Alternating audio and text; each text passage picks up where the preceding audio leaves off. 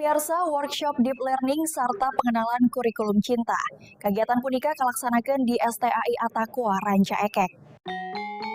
Di tengah kahanetan Minggu Enjing, IPPAKI, Kabupaten Bandung parantos ngayakeun hiji kagiatan nu pinuh ku mangpaat, nyaeta pelatihan jeung workshop pembelajaran mendalam, deep learning, sarta pengenalan kurikulum cinta. Kagiatan punika kalaksanakeun di STAI Atakwa, Ranca Ekek, kalayan suasana nu nyaah tur syarat ku semangat pangabisa. Kagiatan ieu dihadiran ku para guru sareng pangelola PAUD ku sakabupaten Bandung nu nembongkeun kumaha gedena kahayang pikeun ningkatkeun kualitas atikan mimiti utamana dina widang pendidikan karakter nu diwangun tina rasa kanyaah jeung keikhlasan. Salah sahiji nu kacatet ngiring hadirnya eta Ibu Laelah Nur Laelah ti PAUD ku Riyadus Sholihin nu kalintang antusiasna ngiringan jalana kagiatan ti awal nepi ka akhir.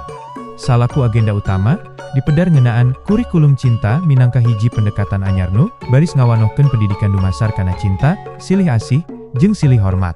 Kurikulum ieu dipiharep sanggup nyemprotkeun ruh pendidikan karakter kana diri para guru, sangkan tiasa nularkeun ka murid-murid dina widang pendidikan usia dini. Tujuan utama tina pelatihan ieu nya eta pikeun ngamumule tur nguatkeun semangat ruh pendidikan karakter, sangkan guru-guru PAUD henteu wungkul nyangking elmu, tapi oge miboga rasa tanggung jawab batin dina ngajarkeun kalayan nyaah tulus. IPPAKI arepkeun ku ayana pelatihan ieu, para pendidik tiasa janten figur nu nginspirasi, sangkan pendidikan dini di wewengkon Kabupaten Bandung leuwih maju, barokah, tur miboga daya spiritual nu luhung.